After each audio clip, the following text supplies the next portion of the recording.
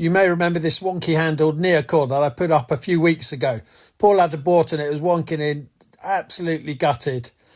Graynix picked it up on my socials and sent him a new one. Within 30 minutes in the nets, this is what's happened to his new one. Can't quite believe they knocked it in for him, sent it to him, and he was so pleased that he had it replaced because he'd spent all his cash on it. And then this happens within 30 minutes in the net. I did say how unlucky it was to have it happen twice. But wow, Graynix, what's going on?